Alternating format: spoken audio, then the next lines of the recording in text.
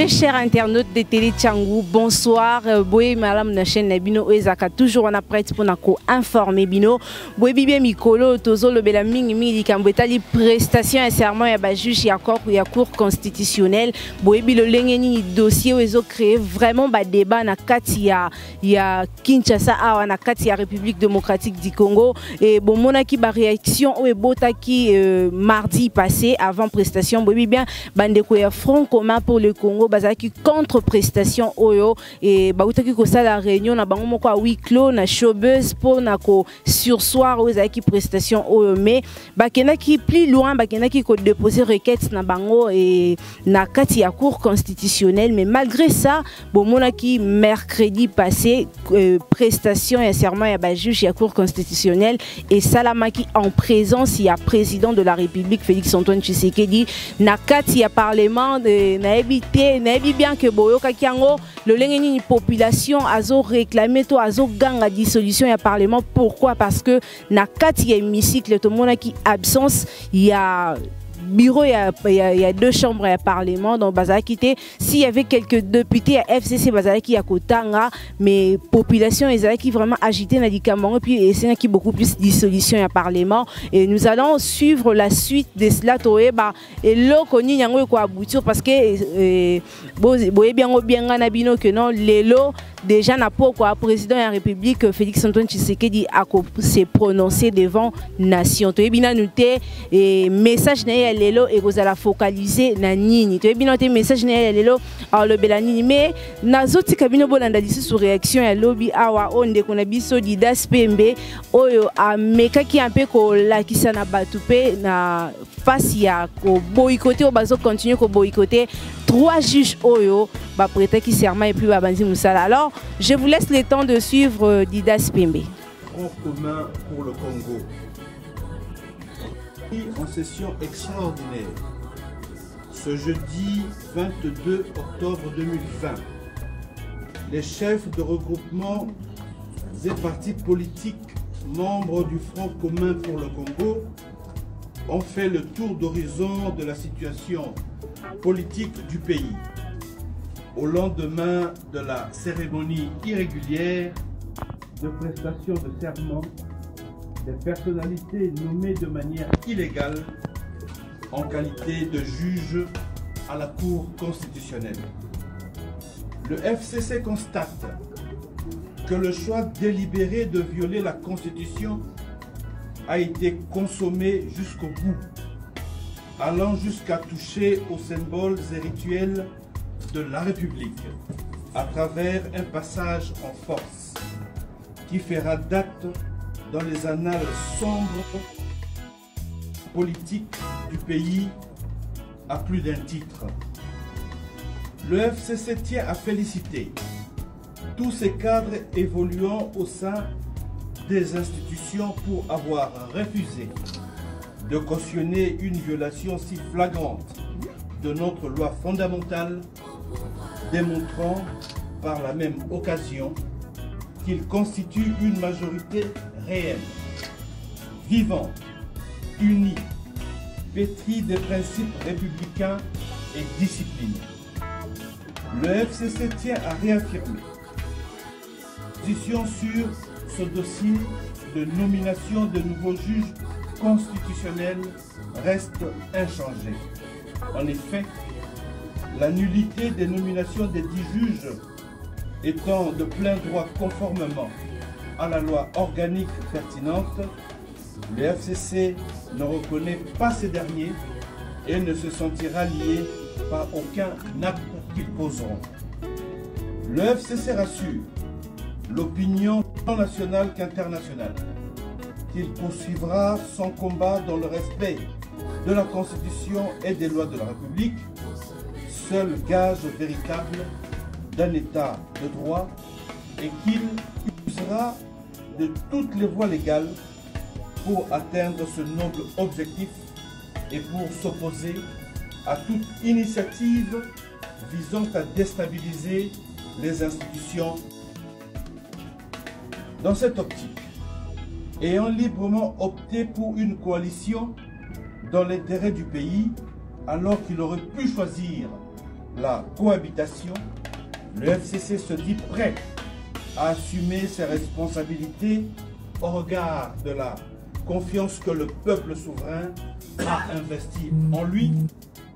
octroyant la majorité à l'Assemblée nationale d'une part et des prescrits d'autre part. Le FCC prend à témoin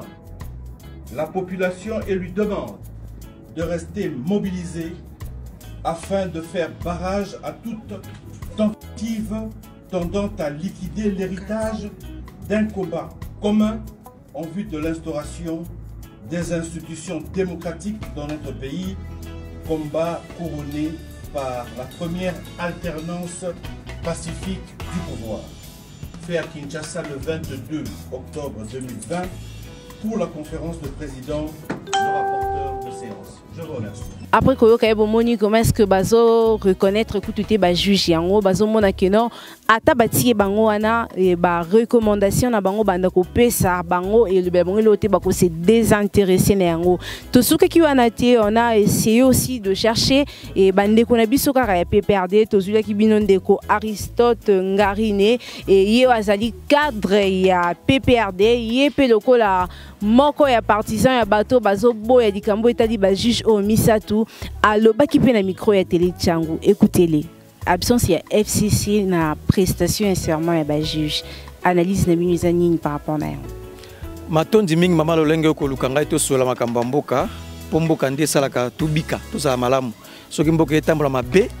nyonso ko tambola pe mabe. Ya liboso na ebisio mama olobiete omonaki quelques batu ya FCC na Assemblée nationale moto nyonso ya FCC azalaki na Assemblée nationale oyo bonaki kuna yebango ke abuki mot d'ordre akeli banda ya makambo toyokanaki moto nyonso moni ekuna azali lokola na miso na biso rebelle donc mot d'ordre ezalaki simple toyokani biso nyonso ba ya FCC et que tokoki kokende ko endosser ko violer constitution ensemble te pona biso uto babot banomaki ba juge ba violer constitution ou to baye ko prêter serment baye ko violer constitution ne yango to ko zana bango esika moko te to ya kite ya liboso premier ministre oyo na contexte ya coalition azali ko représenter mingi FCC azalaki kunate ba ministre mso azalaki kunate ba mandataire bazalaki kunate donc pona ko expliquer mama to lingi likambo wana te to sepeli nango te to zaina bango elongo te na lenge ba violer constitution na pression de semer serment ki wana eseni ko yeba yango.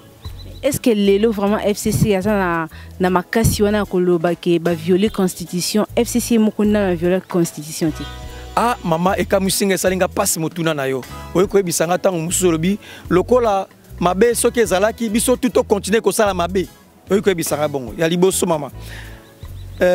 FCC bazali bato bazali attaché na respect à constitution pe na ba texte ya mboka na yango to sala ba élection mbala misato na mboka oyo alternance salema cour constitutionnel ozomona wana tiamaka na 2013 na tango ndeko Jove Kabila zaki na pouvoir donc biso sali respectueux to ko to sa ba texte eloko liboso yango wana et ami balé mama sengelo yeba atako to na coalition atako to zali elongo soki moko na biso abuki mibeko ko ezali konzi to kozana elongo moko te coalition zali bulangeti te pona ko bombaka to ko buka kamibeko ya mboka donc pona biso na miso na biso ba juge wana bazali toza ko reconnaître bango te ba acte tout ba kozwa ba arrêter tout ba kozwa e kotala biso te po to yebi ete ba botami na kati ya fraude ba nommer ba nommer bango na kati ya fraude ba prêter serment na kati ya violation pona biso to yebi bango ata mokolo moko te tozali catégorique to ko reconnaître bango ata mokolo moko te. Et mardi passé, vous avez côté requête, nous avons sur soir, nous avons eu prestation et serment et aboutir na nini requête. Ezali ba parlementaire na biso ya FCC, namoni honorable disait Manara yazali président groupe parlementaire PPRD allié, namoni bango nyonso basanganaki tolobi ete mokonzi ya mboka azali moto akoki pe kobunga mokonzi ya mboka azali moto akoki pe kosala mbeba mokonzi ya mboka azali moto akoki ba komema ye pe na libunga yango tokanisi ete mokonzi ya mboka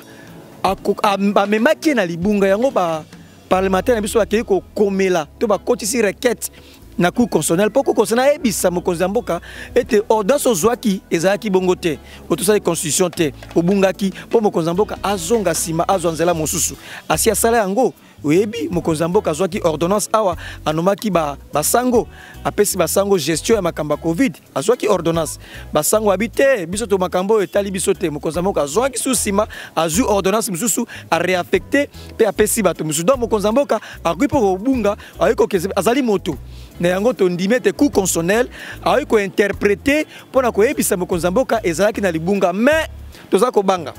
to comme na bokebi na lolenge makambo kei na passage à force boy makambo kei mbango boy na coup consonnel to komi ko banga to komona lokola et longo na vision nango na objectif nango zalaki assigner ko na makambo mosusu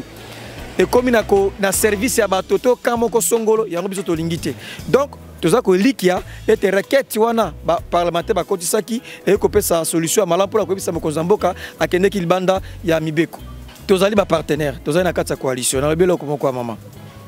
coalition na biso ezali likolo ya constitution te ngai na votaki yo votaki comme ma votaki constitution eleki mosika coalition na biso soki moko na biso na kati coalition abuki mebeko ko yebisa biso te ke lokwa to na coalition ezali bulangeti to kanga monoko to fanda kimia d'ailleurs ba intellectuel bazali ba conviction politique ezali biso FC tozali donc to moni ete pona biso atako tozali na kati na oyo babengi coalition mais lo lenge ba violer constitution ya mboka na makambo tali ko nommer ba juge ezali ko buka mibeko mama yo ebisanga na yo tangaki mibeko wana na yebi yango eloba boy ba ko zwa jamais ba zuze mi balé ba uti na corporation moko conseil spécial magistrature ba changer ba ko mbala moko et mibeko boy yango boni ba zu bato mi balé ba changer bango mbala moko ba sapuya ki sur quoi deuxième des choses yo ebisanga na babaki na avril 2021 il faut ko changer ba zuze pourquoi ba sali yango lelo précipitation na motivation zaki pona nini bafanda ki na likamoni pona ko sala yango donc tala makambo ebele mama eza ko yebisa biso ete tozali ko endosser responsabilité wana te na makambo etali effectivement nomination ba juge to ko reconnaître bango te ba action tout ba ko zala ba ko zwa ba arrêter ko tala biso te pour preuve premier ministre azalaki kuna te na assemblée nationale ba ministre biso azalaki kuna te ba mandataire bazalaki kuna te o ya biso o ba yaki na kota na biso pour ko loba ete ata soki lelo ba juge ba fandi ba yokani ba zui mokano biso ko tala biso te na assemblée nationale mama Mabunda lobaki yango président sénat lobaki yango e ko tala biso ata mokolo moko te po te pona biso ba bukinde mibeko. Il semblerait que le Premier ministre Sylvestre Ilunga Bazaki a empêché en côte na primature. Eza lokuta na mito so ngana wa Premier ministre lelo auti ko yamba ambassadeur ya Union européenne Chatenia auti ko yamba ye tito so ngana boy Premier ministre azo yamba ambassadeur ya Union africaine kuna na primature Premier ministre aza ko yamba ambassadeur tito ko so la boy ba pekisi ete puis ko ye bango mama il faut ko yebisa ba imboka mokonzi ya mboka akokiko bengana Premier ministre boyete article eza koloba yango 78 ya constitution lobi boye Premier ministre yende akozwa démission na yeye moko apesi mokonzi ya mboka prendre acte nango idée ya ko démissionner faut utande pa Premier ministre article 78 ya constitution lobi te ke bako kangele porte bako bengana ye lokola mona moke non yeso ke nga démissionner yende akozwa likanisi wana apesa lobi ngai na ndimi ko tika. Ce n'est pas le cas. Azana Moussane a kosala a outuko ya ambassadeur à l'Union européenne, azana bipe à l'Union africaine. Donc azana kosala Moussane na kimia totika ko envenimer makambo. Qu'attendez-vous de au fait ni yango boza kozi la soit battante na bino ezani ni na discours ou ko za la prononcer lelo et pas chef de l'État Félix Antoine Tshisekedi. Lelo kaliboso na kozela ya discours mokonzambo kezali ara aibisa fonctionnaire ke bana ko futa ma chaque le 30. Ngaza ka fonctionnaire na bini na koloba. Toza mokonzambo ka bisa biso lelo yo fonctionnaire wana kozambo kono chaque le 30 et les cas sur le 30 té na koza mokonzambo ka bisa biso ke lokwa ba 4 ba fonctionnaire hyper impôt sur le revenu akotika ngo akopesa sumba kata ngo susute ba fonctionnaire ba kozelango et si le plan social to kozela pe biloko kitana ala bisa biso ke azumo kano malamu po biloko kitana wenze e koza malamu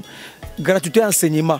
donc aux appels mokonzamboka rassurer sur batu que effectivement ko salema à répondre d'une manière ou d'une autre église catholique ou ya boyi ba congolais mususu batangi sa église catholique eza priorité pour na biso donc aux appels susu ndeko oyebi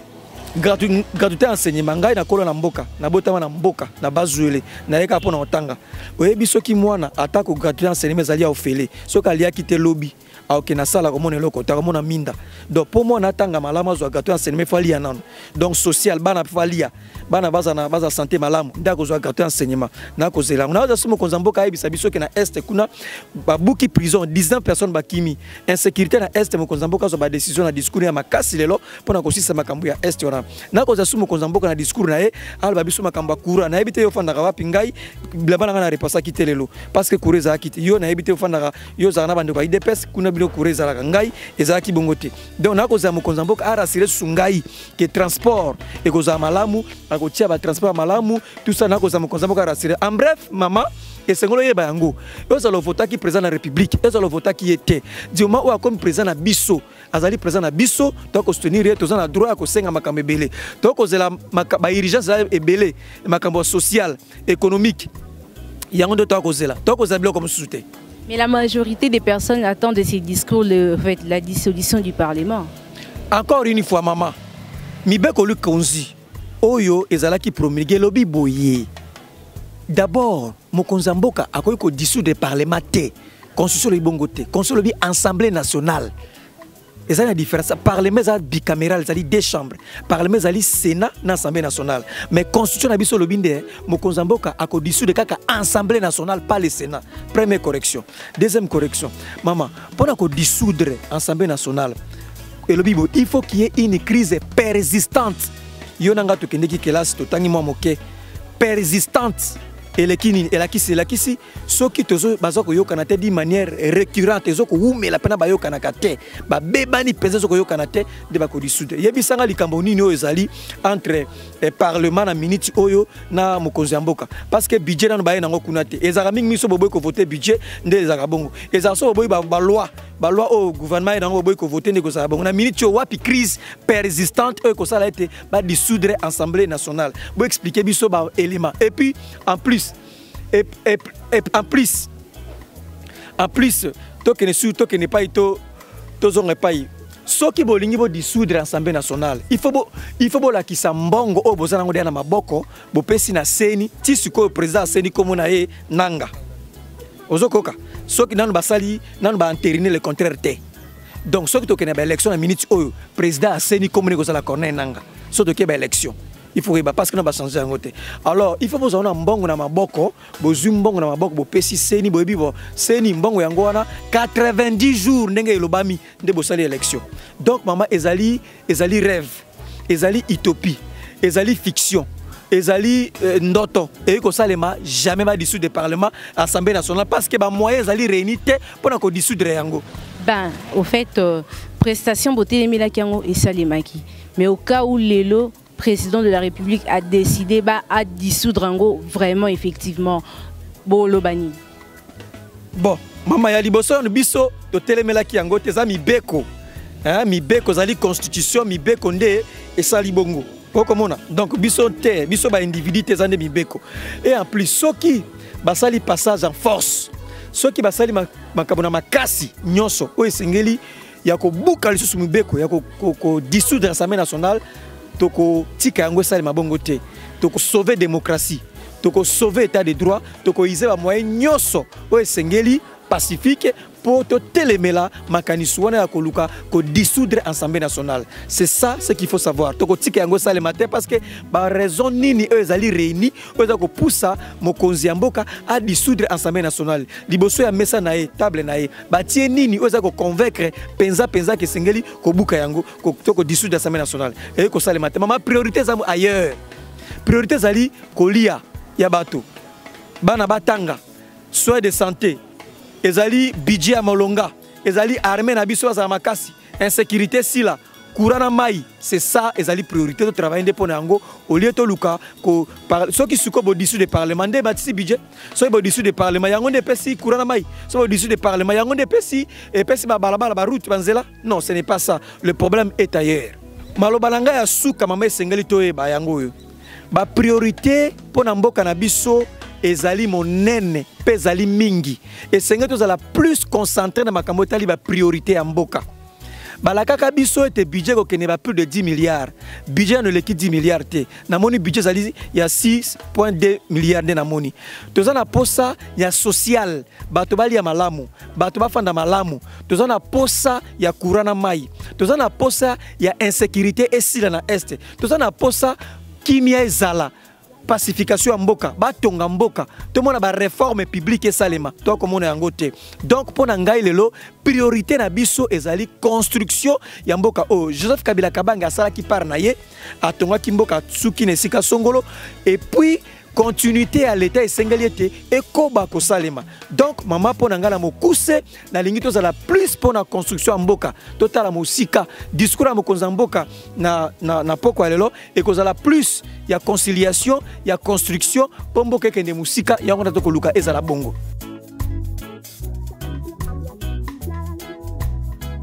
Voilà, je suis sûre et certaine que Bolanzi et Naboke Bignon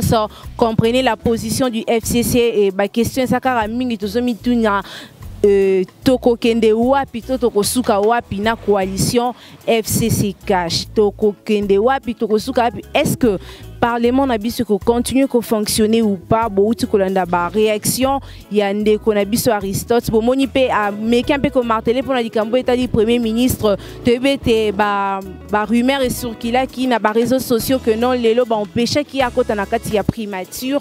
mais je vous signale aussi nous étant que ba journaliste na bino tozaka toujours sur terrain Tomeka qui koko matina primature ko kiko sala o ezali constat mais je vous signale que tu remarques que seulement dispositif sécuritaire qui vraiment renforcé et puis na misu na biso to mona ki mutuka moko ya camion ya ma moto et on n'a pas pu accéder na kati ya primature mais on nous a informé que les ministres azala qui na audience lelo na batu ebele et comprenez seulement politique na biso ya RDC ezotambola ndenge nini. On nous signale que lelo ministre premier ministre a accordé ba audience na ba autorité mususu pe ya libanda ya mboka donc likambo to rotalela ngo lisusu mingi koleka pona koyeba nini yango au juste ezoleka na kati ya mboka mais je vous signale que lelo déjà président de la République a fo aloba na nation congolaise tension lelo eza vraiment timide makasi bozomona même n'avenir na télémi c'est inavenu même bomona batu baso les capena comme il faut